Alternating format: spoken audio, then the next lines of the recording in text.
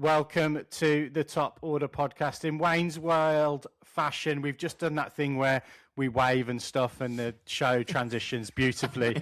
A very niche 90s reference there. But we are here for IPL Preview Show number 2. This is the Scooby-Doo ending where we talk about the 5 biggest teams in the tournament according to one bookmaker. All coming up on the Top Order podcast. Stay tuned. Right, if you're listening to this, to be honest, it doesn't make a lot of difference because we're previewing the IPL. You could listen to the other episode that's in your feed. But from a continuity perspective, if you do have a touch of OCD, go back an episode if you want to listen to teams 10 to 6 in the final standings, because we are going to get this absolutely spot on, I think. But if you're not bothered, we're going to talk now about the 5 teams at the top of the betting. So last episode we covered Rajasthan Royals, the not so super giants, the Delhi Caps, the KKR, and Punjab Kings. We're not going to do an explainer. We've already done that. So we've gone through the tournament and how it works and all the eliminators and things like that. We're going to kick off now in a new betting bracket. So very, very close to the old betting bracket. We had 3 teams, Delhi, KKR and Punjab Kings at 9-1. We're going to move to 8-1, and we're going to talk about a team that have a famous song. So that's the Sunrisers. They're in at 8-1 on the betting. Stu, does that feel fair? I don't know, to be honest. Yeah, there's a couple of teams there's certainly one team in particular that I did not expect to be up this high, but we'll get to them soon, I guess. And I'm starting to wonder if the Sunrisers song is actually as famous as I think it was, because every time I try and look for Sunrisers song, it's not the one that Glenn Phillips and Kane Williamson were singing when they were strumming on the guitar. I wonder if maybe they just made that up while they were in lockdown and I adapted that, and no other Sunrisers fans at all adapted that. But anyway, moving swiftly along. Not many Kiwi connections anymore. Dan Vettori, the only one, and I still call him a Kiwi, but he's coaching-wise, he's been with the Aussies for a little while now. So there is a bit of an Aussie look to this side. Pat Cummins and Travis Head.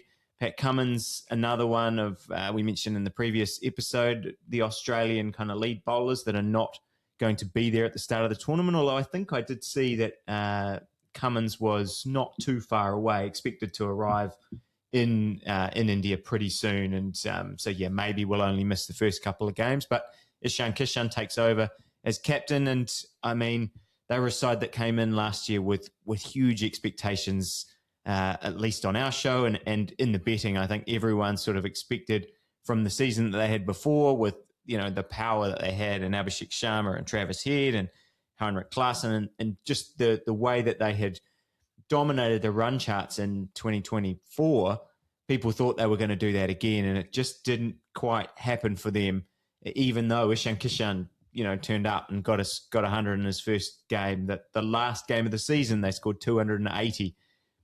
But there were just, it just didn't quite click for them. And now they feel like a team which is a bit of a watch, because you see all of that power, but then you look at the bowling and you go, ooh, I don't quite know how this works. And they've put a lot of eggs still in that batting lineup. And you don't, I just don't know if I can trust the bowling side of it, particularly if Cummins is going to miss a couple of games. And if, we don't know what Ishan Malinga is going to be in terms of his fitness either. Just a clarifying question. Is the injury that Cummins had the same one he had in the Ashes, or is this a recurrence or something? I think it's just I don't think it's necessarily injury. I saw that Australia could play up to 21 tests over the next 12 months, which seems like an enormous number.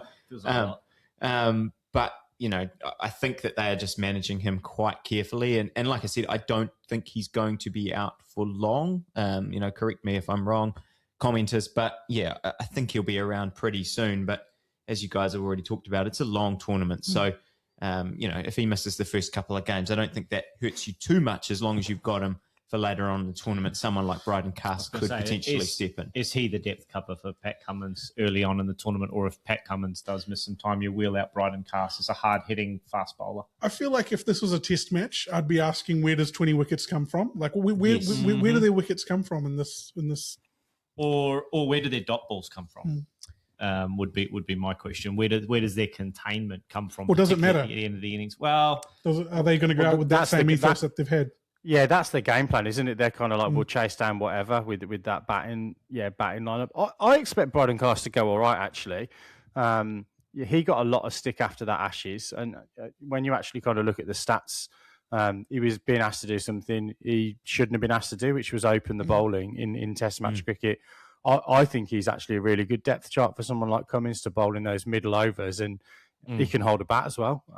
He smashes it. He hits the ball real long. Hits a long I don't think he's a bad option, to be honest. Honestly, if you miss Pat Cummins, I think you get 85% of what Pat Cummins can give you across bat and ball with Bryden Cast. Yeah, I don't know if I'd go that far, but I do think, I take your point. I mean, given we've got a short amount of time, I think the thing to talk about here is that batting. Are they going to bounce back, and are they going to be able to bounce back and be consistent enough? Because we got an Abhishek Sharma and Travis Head experience that was just so dominant 2 seasons ago.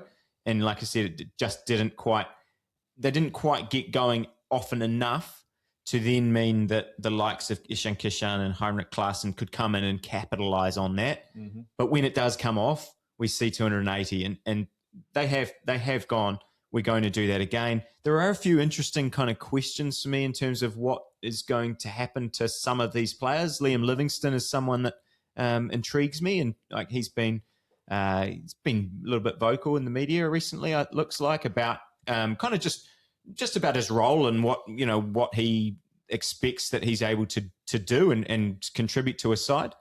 So I'm interested to see if he comes in and is able to do that for them. Binksy, you want to jump in? See? Yeah, I was just going to say on Livingston, it's a bit of a recycle story, that one. I think a lot of those comments from Livingston were a little while ago. They've just been kind of picked up again post this World Cup. It's a little bit of a news cycle thing. So I think he's had time to dry his eyes. But again, he's a good he's a good franchise player, isn't he, Liam Livingstone? And I think offers that ability to bowl offies and leggies, so you can bowl him and sort of avoid those sort of matchup conversations. I think he feeds into that sort of tactic, doesn't he, of being someone that's going to provide the icing on the cake at 6 or 7 and maybe continue that batting firepower throughout the course of the tournament. Can I just jump in here, Stu? Huge flexibility from a impact player perspective. If you think about Livingston and Kamindu Mendes potentially being in the side, you can have a lower order player in either of those two that could come in at 5 or 6 and bowl right arm off break, right arm leg spin, left arm finger spin, and right arm finger spin in 2 players. So from an impact player perspective, I know we were talking to this off air, Raj. I think this is maybe one of the combinations that actually could be a point of difference for this team in an otherwise basically home run fest, which is what we're looking at here, really. This is a home run derby team, and we're going to have to get more home runs than you to win the game. And to do that 14 times or 8 times out of 14. But they're much more likely to bring in a batter than a bowler, right? In that situation where they're going to go, we need for to sure. get to 280. Yeah, for sure. Yeah. Well, and I think your general point around maybe that's how they can try and solve some of this bowling issue is if they can get overs out of Livingston or Kamindu, whichever one of those two plays, if they can get overs out of Nitish Kumar Reddy. Like, what is he? I mean, Indian fans, again, tell me your expectations about him, because he's someone that's shown so much promise but did very little in last year's IPL, has sort of struggled to kind of find his footing and his role within the Indian side in recent times. So, can he develop into someone who's Hardik Pandya light, and because it would make such a difference if you can add a few overs from some of these players, even Abhishek, I also reckon that over the last few years, we've actually neglected how powerful wickets are. Just taking, if you don't take a wicket and someone bats 20 overs, they're going to score 100. Yeah. And then it's out of your hands. So you actually need to take wickets in order to. And their leading wicket taker is someone like Harshal Patel, who bowls at the end, not at the start, when you kind of need those wickets. anyway, we've gone a long time on them, Binksy. Let's move on then. Above or below Punjab in the betting? I know it's only 8-1, 9-1, but does that feel right to you? No. Okay, good. I would have them below Punjab Kings. Yeah. Okay. Personally. Very good. We'll pass that feedback on to Paddy Power. Okay. Cool. We're going to move another team sitting at 8-1. It's the CSK. I mean, this has got to be a historic, favouring CSK because they are a good, have been traditionally a good side. I think we've got to remember that, right? Betting odds work on the basis of if someone's getting a lot of backing, their odds shorten. Yeah. So yeah. But they were rock bottom last year, and I still think they're a team on the up. I mean, I can go into why, but does anyone have a gut reaction that I'm wrong here? I think Ravindra Jadeja, Sam Curran, those are two big outs for them. Mm-hmm. We were talking about that trade, who's going to win that trade. Mahendra Singh Dhoni, he's not Benjamin Button, he's getting older, not younger. Yeah. I don't know what this looks like. I don't know. Yeah, I mean, look, Sanju Samson's obviously just been player of the T20 World Cup. We've seen how impactful he can be in such a short time. That trade, because of the current injury, has kind of worked out to be Jadeja for Sanju Samson, and I would 100%, based on this IPL tournament, take Sanju Samson in that mix. He can come in. He's someone that I think they need to come in and should really take charge of that top order. Because there's a lot, but yeah, they really feel like they're just a young side. I think they've kind of refreshed themselves, right? They've gone from being a side super experienced, particularly in the middle order. Now, kind of Gaikwad at 28 is the kind of senior statesman. Forget about Dhoni wherever he bats, and Sanju, but Brevis 22, Kartik Sharma if he plays 19, Mhatre the opener 18, Sanju Samson 31. He's actually the senior player. I should correct myself. Shivam Dube's in there too. He's there, 32. But there's going to be this blend of old and young. And I wonder if they're trying to do that two timelines thing, where we've got this blend of young players that we want to bring through, but we've got the real senior players as well, and balance that. They do have some depth. Oh, sorry. I'm going to say something really stupid, and it's going to blow the comments up. I think. I think CSK have got the best roster of overseas players out of any team. And the reason I say that is I think they've just got a lot of bases covered in there. I think someone like Matthew Short, I think, goes really underrated in franchise cricket. I think he's a really, really good option. I think we've seen Jamie Overton really come of age as a T20 franchise cricketer. Yeah, fair play. And then you've also got Akir Hussain and Noor Ahmed and your man Nathan Ellis as well, who have all Ellis is down. He's withdrawn, has he? As well. Yeah. But even so, they've got those kind of options. Henry. Yeah, Matt Henry. But I didn't even have him on that little narrative. But I just think they've got a really good blend of overseas players, and I think what they've also got there is the ability to play a combination of them. Whereas I think a lot of the teams were kind of going, how do they get those guys into the side? I don't think any of the guys that we've just talked about would be disappointed if they're left out because there's a matchup or there's a set of ground conditions. I just think they've got a lot of bases covered with those overseas players. So I like the way that stacks up for the CSK, but I don't think they should be where they are in the betting. Yeah, even Khalil Ahmed and Rahul Chahar as a Indian contingent in that bowling lineup, there's strength there. If they have to chase 240 or they have to set 250, I think they've got a small window of players to do that with in this team, and I think that's where they could face some struggle. Yeah, and I mean, the thing is, again, I think it's a great point, Binksy, that they've picked players that can fill a lot of roles with their overseas. I do really like that, and they're banking on a couple of young players. They've always liked Dewalt Brevis. He's someone who's been in their books for a while, in and out at various times. But if he can turn those really impressive 20s and 30s into big scores, then it's a game changer. If Ayush Mhatre, who we talked about Suyuvanshi in the first episode, Mhatre was the captain of that under 19 side for India, and again didn't didn't score the big hundreds, but he scored 50, he scored a 90 last year in the IPL in limited opportunities. He's another young player coming through, and they spent big money on someone like Prashant Veer and, Kartik Sharma, who you mentioned before. So these are 19 and 20-year-olds that seem like they are players that could come in and have an impact. And if they can, then yes, I do think that your mix of, them being in the playoff mix is suddenly not out of the question because, it's those kind of guys, and you have Sanju Samson and Dube and things can tip you over the top. The elephant in the room, what's your line on number of games for Zach Folks? And the lion in the room, what do you see Mahendra Singh Dhoni's role being in this side? Zach Folks, I think, unfortunately, won't play many games unless there's a bit of depth. I do think it's a good opportunity for Matt Henry with the Nathan. I think Ellis would have been ahead of him, but just because of, I really rate Ellis as a T20 bowler, but him being out for the season, probably I would now slot Matt Henry in, and it gives him a chance to actually play regular games in an IPL and make an impact. On the Dhoni one, I think this is the year that he actually has to be in a role where he's contributing on a more regular basis than I'm going to push myself down the order and only face 10 or 15 balls.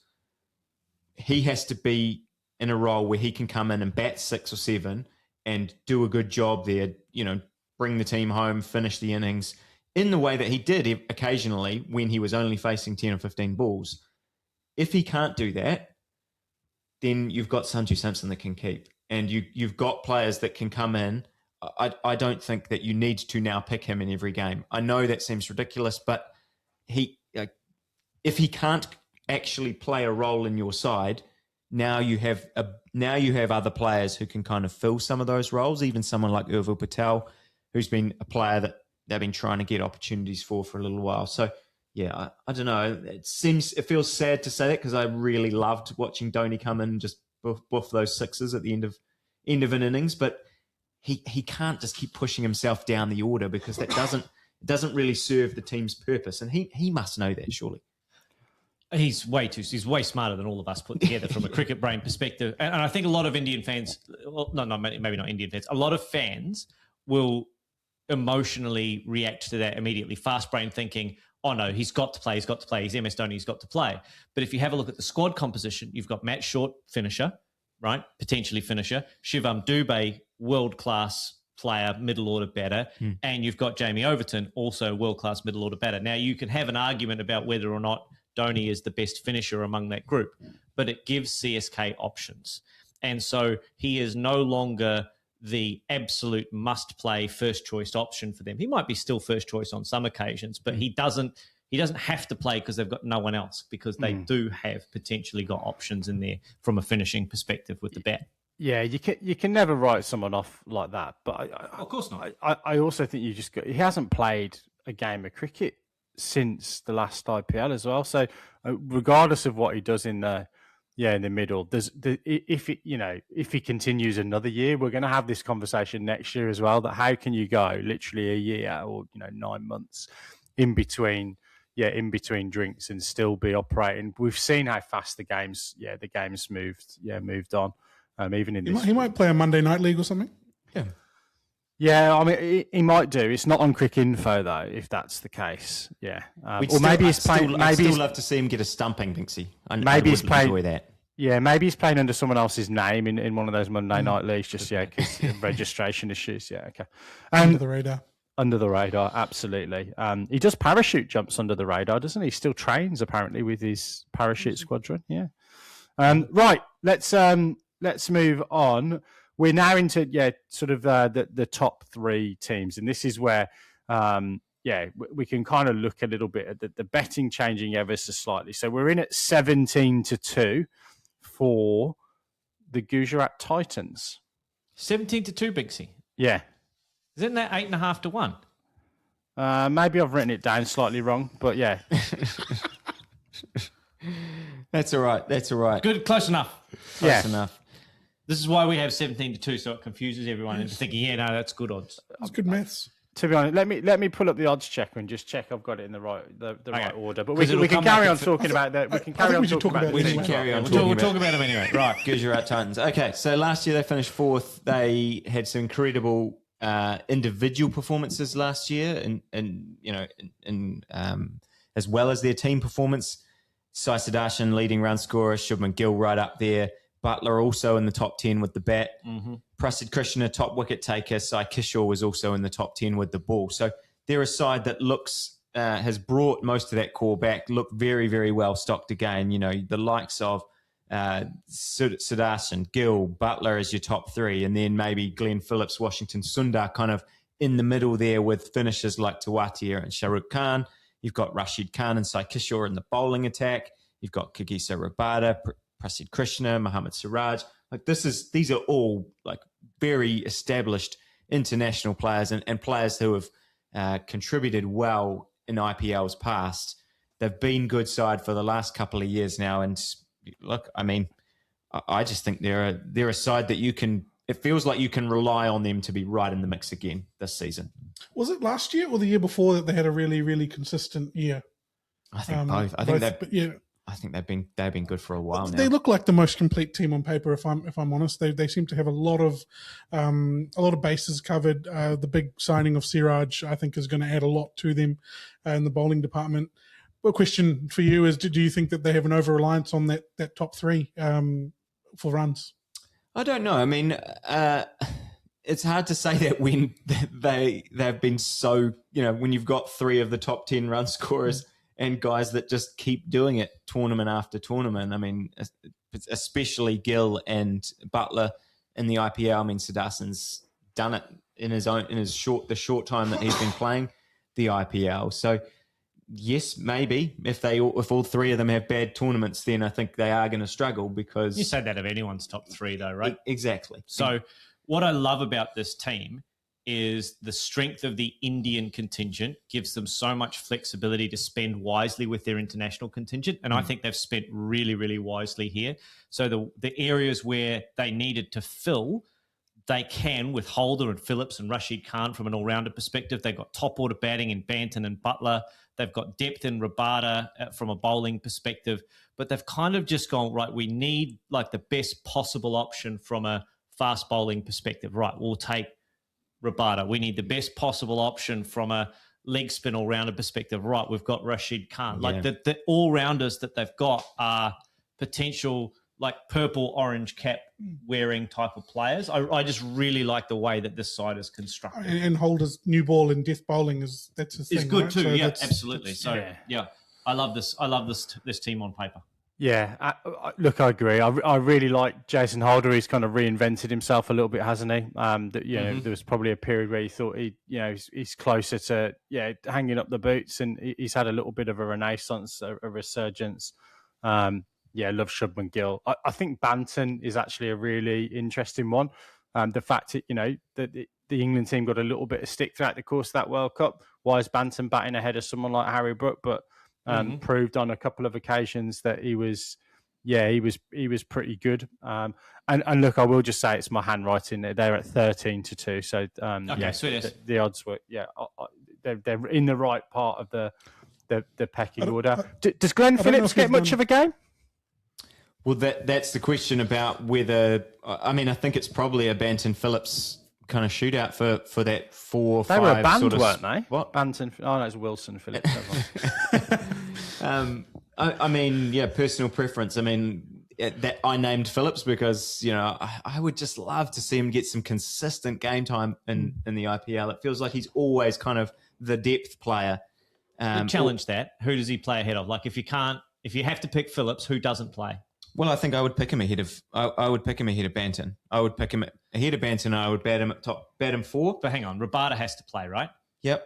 Butler has to play. Yep. Well, Rabada doesn't actually have to play. He doesn't because have to. You've got but Siraj I and Prasad Krishna there. I would have Butler, Phillips, Rashid Khan, and Kagisa Rabada would be my 4. So maybe that means you leave out Jason Holder. So maybe it's a Holder Rabada question because you've already got Prasid Krishna, you've got Mohammad Siraj, you've got your seam bowlers. So I think they probably need the batter more than they need the bowler. in terms of where the overseas player can kind of boost their little spots, because otherwise you're looking at adding a local player into that sort of 4-5 spot. Do you have a wicketkeeper? I don't know if you've done an 11 for this team or not, but Butler can do it, can't he? Yeah, Butler might have to wicketkeep. Yeah, but that's fine. He's wouldn't be the worst thing in the world. Wicketkeeper. He's more than a glove owner, that's for sure. Yeah. But just reiterating what we love about this team is all of these conversations we're having are what can they do in this particular scenario, and like what's the step down from having like Rabada to Holder, or Holder to Phillips, or Rashid Khan to Phillips, or Phillips to Benton. Yep. Okay, we've got to play Tawatia and Sundar. Oh, we can't play one of those two. We've got to play some. Like, these are such good options for this team to have, and they've got such flexibility with the way that they construct themselves, because they've got this brilliant Indian seam attack, and that they can fill that with Indian spin and top order players that are also Indian. Just the roster construction here is just outstanding. Binksy, if you had to guess, how many pairs of gloves do you reckon Joss Butler has in his bag? Do you know the answer to this? I don't know. We're going to have to find out afterwards, but I want your opinion. What, as in keeping gloves or total gloves? Keeping gloves. Keeping gloves. I think he would take 4 pairs. Okay. Yeah. If anyone knows, let us know. Yeah, I think, because I think Butler is actually one of those guys who likes more of a worn-in glove. He's trying on the left and rights at the shop, right? I think he's trying on the lefts and rights at the shops, and I think 3 would be obviously his number 1 pair, one that he's trying to break in, and then a pair, and then he probably takes an extra one just in case for a tournament like this. But bizarrely, like you asked the question, so I'm going to give you the answer. And Baldy, I'm coming to you as a Queenslander. Ian Healy would use a pair almost right out of the wrapper. Like, he liked to, he would go and get a pair almost right out of the wrapper and use them. But Butler, I think, 4 pairs of gloves, I reckon. 4 pairs of keeping gloves. Yeah. Lots of inners, lots more inners. Completely off track. But if he opened and used them straight out of the packet, it's because he liked how grippy they were, right? Rather than the feel of the glove on his hand, it was more that it would stick to it. Maybe, yeah. Again, we'll have to ask him. We've got connections in Queensland. You know, Baldy was actually named recently in the Townsville Observer as the 14th most influential man in Northern Queensland, apparently. And I haven't lived there since I was 20, so it just goes to show how influential I am / how uninfluential some can be. It's the power of this podcast, mate. It's the power of the pod. Yeah. Right. I think the time has gone off, and about 5 minutes ago. And damn, thank God it did. Right. We're going to move on, and I've got to say, I've written down my winner of this tournament about 6 times since we started, as we've kind of gone through the squads in detail. Let's have a look at the RCB. So they are coming in at the betting at 11-2. So that does make them better than 13-2, and even better than 17-2, to be honest. Is this the second line of betting? Yes. Yeah. Second line of betting. Okay. Can they go again? The floodgates are open now, Raj. Yeah. One brings two, as they say. Look, they won the title last year after a massive drought, never having won for a very long time. They didn't need to reinvent the wheel when they went to the IPL auction. They focused on adding sort of tactical variety and a few left-handers. Venkatesh Iyer, very interesting to see what he brings to the team.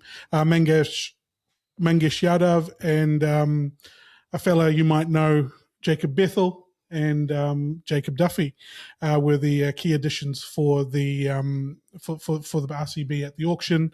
The core they retained: Kohli, Salt, Padita, Tim David, Josh Hazlewood, still with those injury concerns, Bhuvi Kumar and Krunal Pandya. A really, really good side. Why I think they can win it. I'm going to say sort of the top order, but I'm going to focus specifically on that opening pair.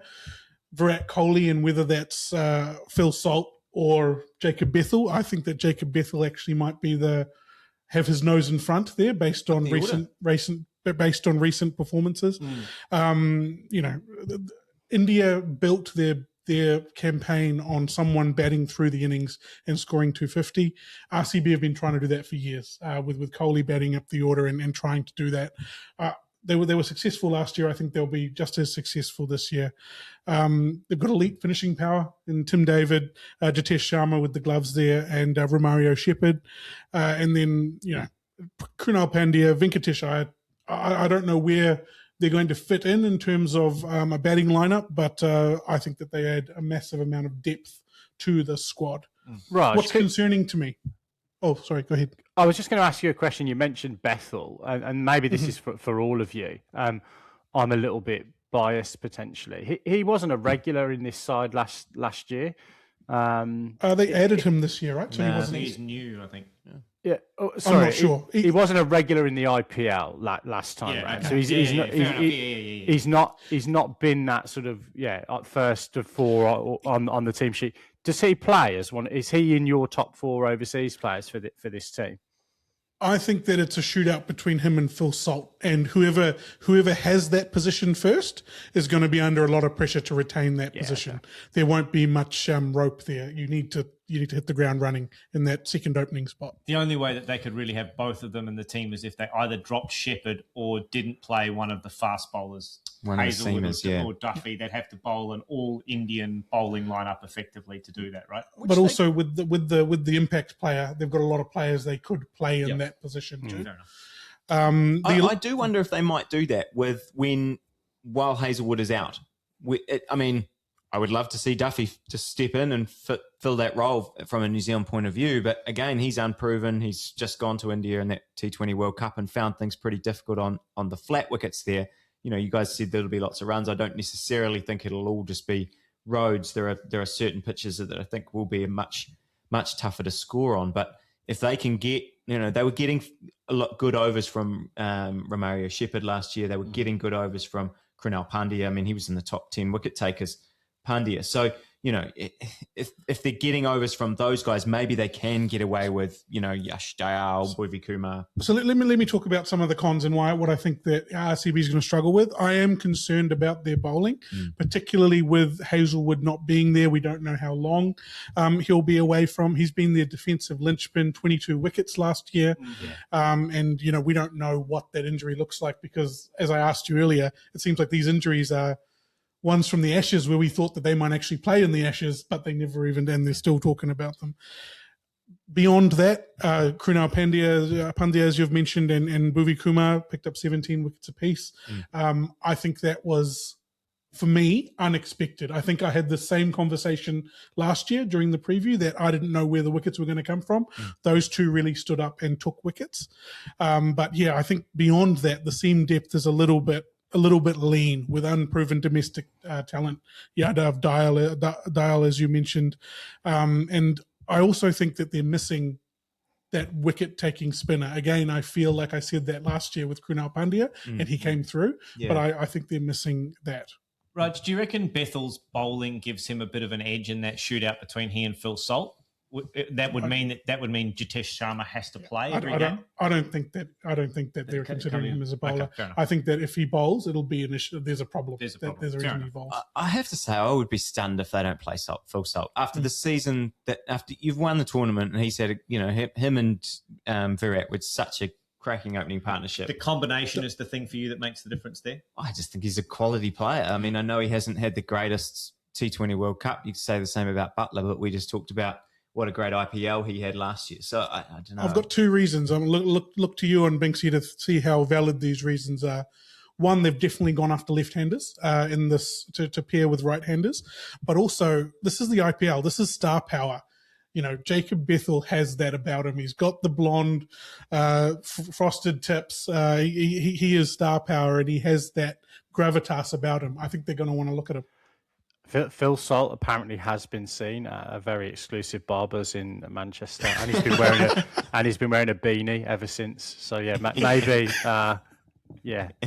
Look, that was the reason I asked the question about Bethel. I just think his star is just such on the rise, isn't it? And I just wanted to get a perspective of whether that's just from an English perspective that we're seeing that in the press where we build a young kid up just to hack him down at the knees. But I think he's burst onto the scene and he's going to continue to burst. Yeah, I'm a massive fan of Jacob Bethel since he came to that New Zealand tour last time and played that test series and scored runs. I think the biggest question actually in this team is actually how they fit Padikal, Venkatesh Iyer and Padita, their captain, into the top six, I'm guessing. Where do they slot in? I'm not sure where they slot in. I think all three need to be there. Where do you have Tim David then? Because he's been thriving with like a bit more oomph at the top of the order, batting for longer periods. But if in that, he'd be at like 6 at the best, right? This is the thing. If he slots down to 6 or to 7 even, you start dropping off some of those fast bowlers. Jacob Duffy. I mean, Hazelwood's going to be there. Yash, Dayal or Yadav. Bhuvi Kumar should be there. That's a non-negotiable. I assume Romario Shepherd is a non-negotiable as well as Krunal Pandya. So those three need to be there. You just need to fit 2 other bowlers with them. But if you start dropping Tim David down the list, he can't bet any lower than 5 or 6 really, which means there's a squeeze at the top for you, isn't there? A lot of questions. Righty-ho. Let's move on. So we were going to answer the question of whether they should be the second line of batting. Yeah, I actually think that in terms of on paper, I like GT and the team we're going to talk about better than RCB. And I think because they're the champions, they've got the sort of second line of betting tag. But I think that they have the same weaknesses that they had last year. Whether they have an effect that they didn't have last year, this year is going to be the issue. Awesome. Eagle-eyed viewers and listeners will know where we're going next. Top of the betting, 7-2. They wear Adidas. They are the Galacticos of the IPL, just like Real Madrid wearing that beautiful Adidas shirt in the sort of 90s, early 2000s, the Galacticos of European soccer.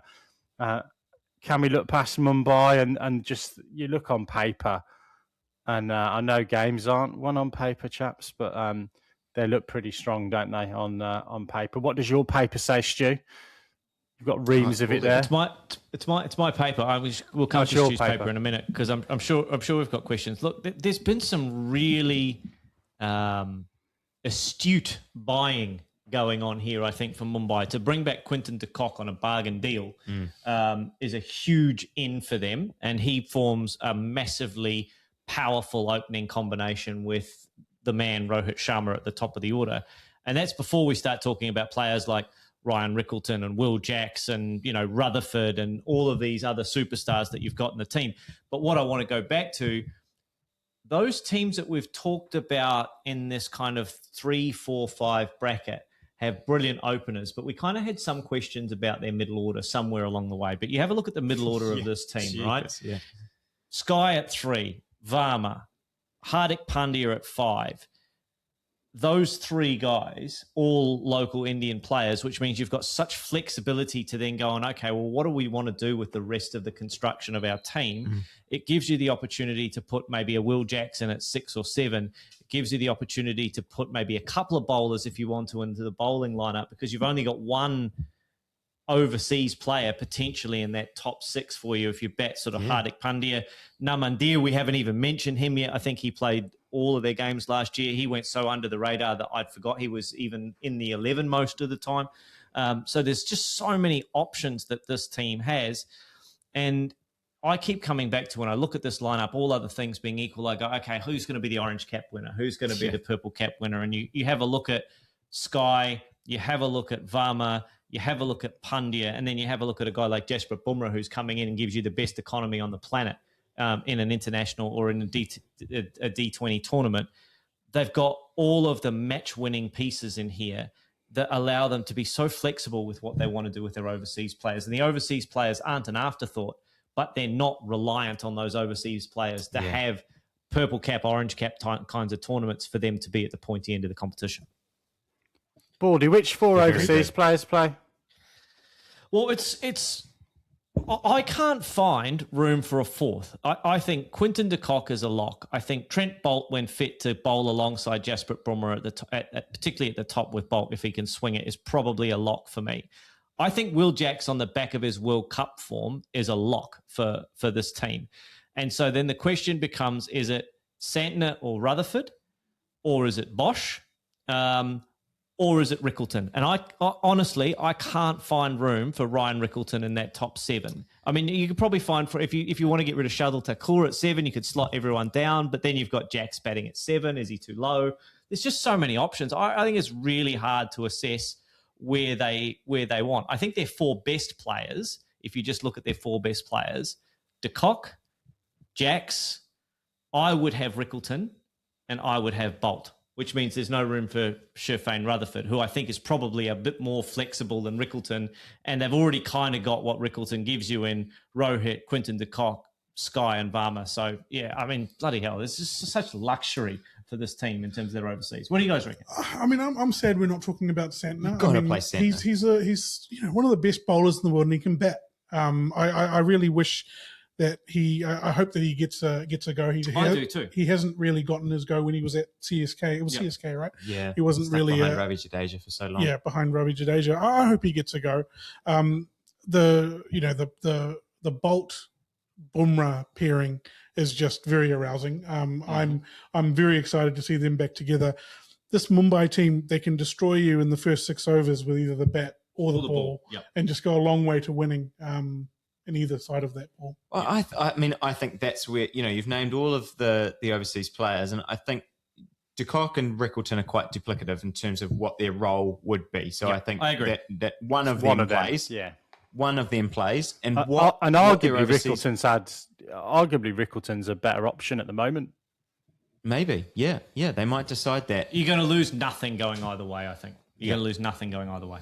But what that overseas contingent can do with Jax and with Santner now is absolutely be there 6-7 rock middle or finishes and also your spinners. That's probably the one area where you look at the side and you go, okay, maybe they're so powerful with Bolt and Bumrah and Deepak Chahar's in the mix as well. Hardik Pandya can bowl those opening overs up front, bowl at the death as well. You throw in 2 international. I mean, you have your choice about whether you think Will Jax's spin is up to the absolute top line international level, but Mitchell Santner totally is, and you add that to this bowling lineup. You add both of their batting. I don't know. I would be stunned if they. I think it would be a big error not to give him first crack at that. I know he hasn't really been super consistent and been able to nail down a spot in an IPL side, but he bowls so well. I mean, this. You've convinced me, Stu. This South Africa series that they're playing now. Yes, it's it's South Africa B, South Africa C, whatever you want to call it, New Zealand B. When Santner was bowling at some of those guys, the skill that he possesses is just out of this world at the moment. I think you've got to. I think you've got to try and get both Jax and Santner into that side, and I think the reason I say Jax is because he can bowl an over in the power play. That means you can do what India did with Bumrah and save him, and not necessarily even have him bowl in the first 4 or 5 overs if you don't need him to. Just an embarrassment of riches. But Baldy, do we feel as if Mumbai deserve the favourites tag on the betting? On paper, I think they do. Yep. Yeah. On paper, you have a look at this side. There's no weaknesses anywhere. They've got so much strength that they can cover in depth. They've got great all-rounders. They've got great international players. They've got match winners. Like I say, they've got guys that could potentially score 750 to 800 runs in the tournament. They've got guys who can take over 25 wickets in the tournament. They've an absolute... Look, they are a team of superstars. Whether or not they play like a superstar team is what will separate them being at the very top of this competition versus them being kind of in that 3rd, 4th bracket fighting for a playoff spot. Yeah.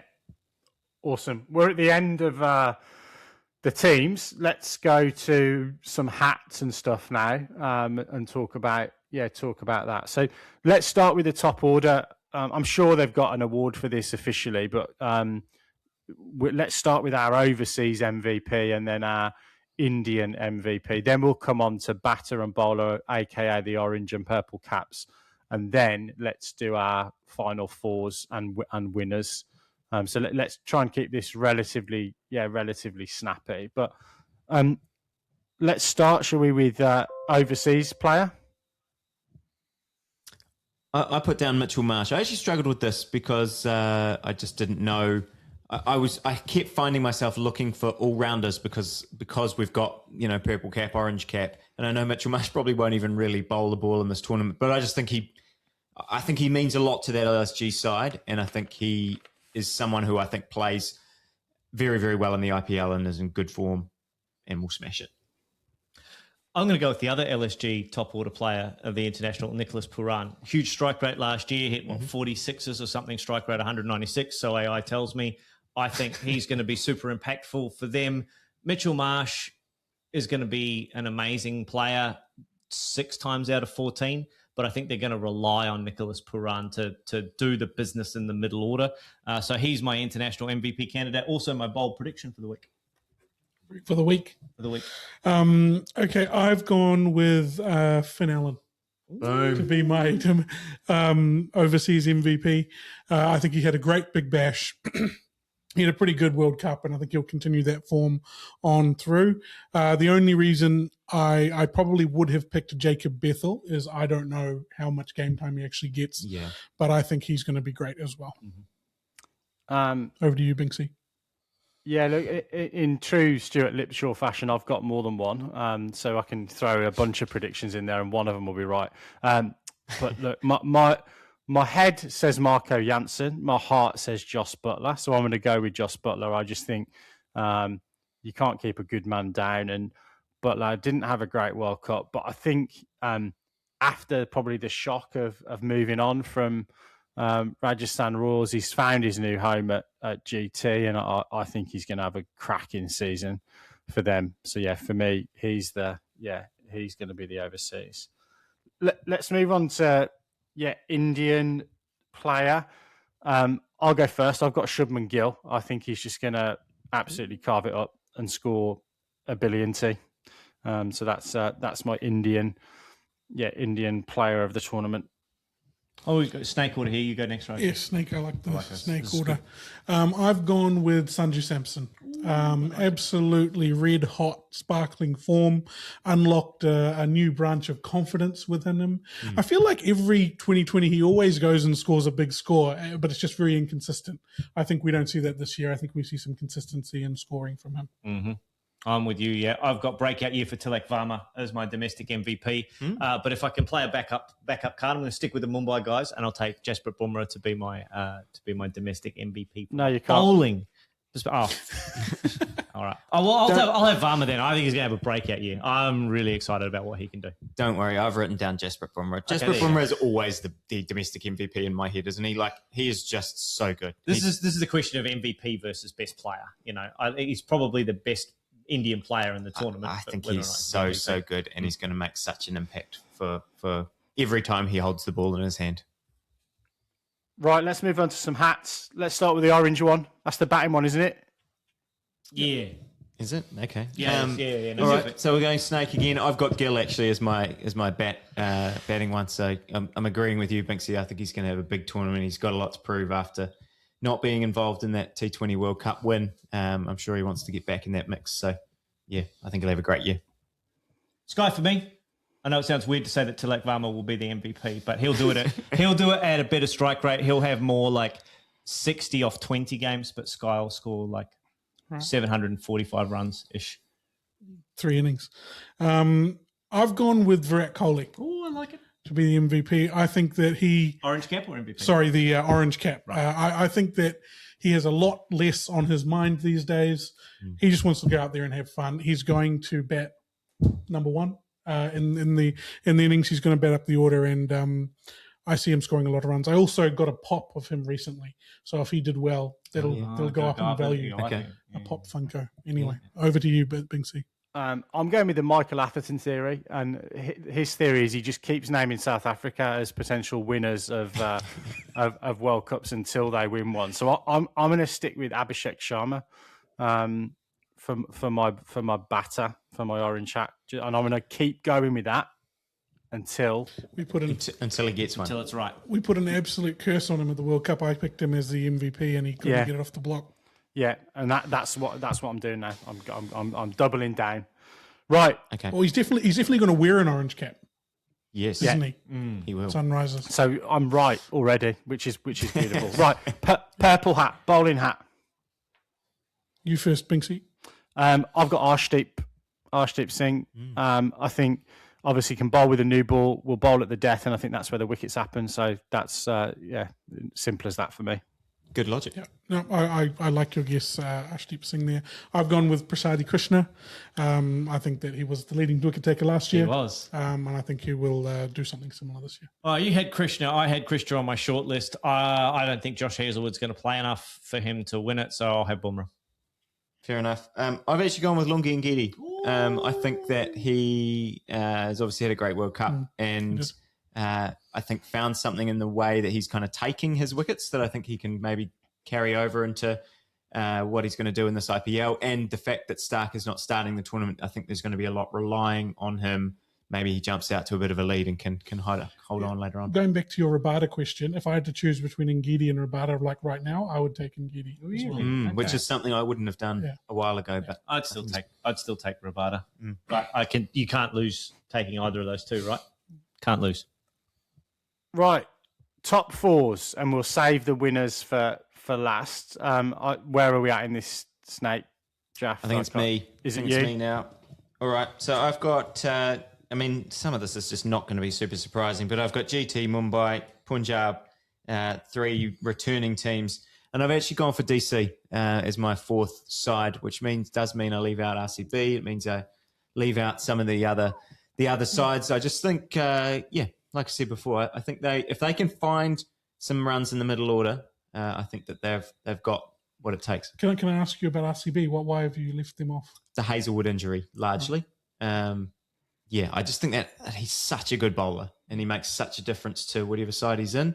If he rocks up in the third game of the season and he's there most of the season, maybe I'll look silly in not picking them. But some of the same concerns that you had, if he's not there to kind of anchor that bowling, then I've written about 4 names there as well. In terms similar as in the betting, kind of 4 to. I thought the top 2 were very sure. Then third was like, okay, Punjab feels like the third side to me, and then fourth was like you could flip a coin between, roll a dice maybe as a better analogy, because any of those other teams could slide in and it wouldn't really surprise me that much.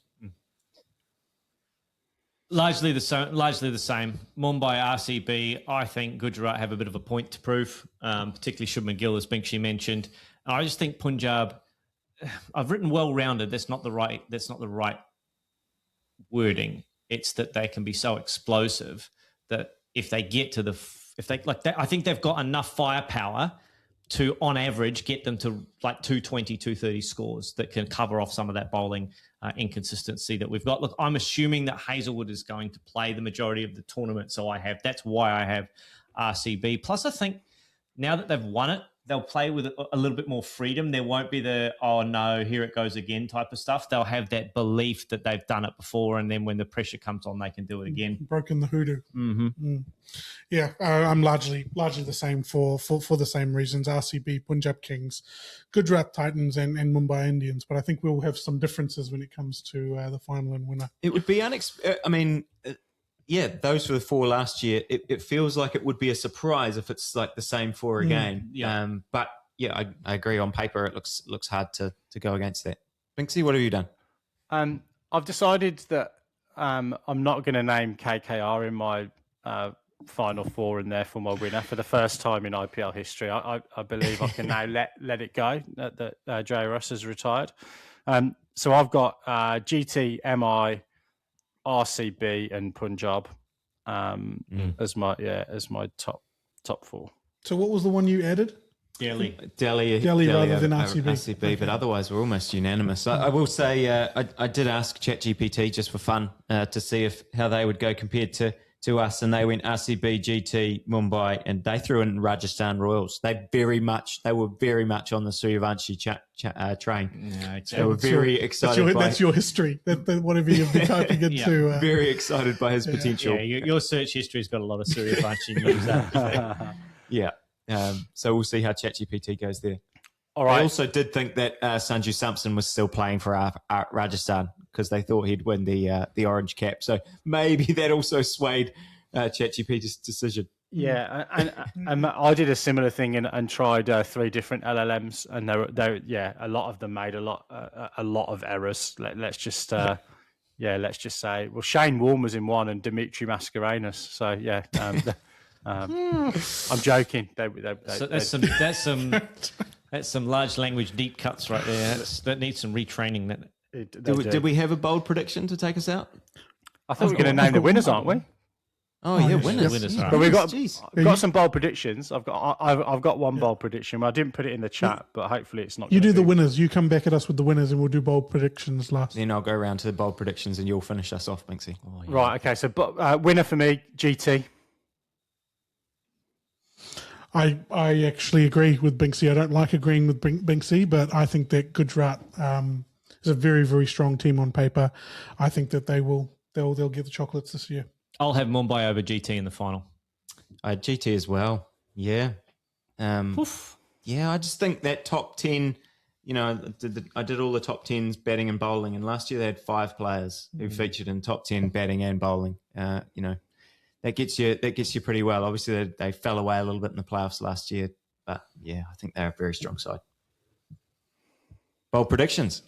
I loved when you said Finn Allen was going to be the overseas MVP. Bring it home. I reckon he gets an IPL 100. Oh, yes. I mean, maybe that's not even a bold prediction. Because, no, that's not bold. Yeah, have you got another one that is bold?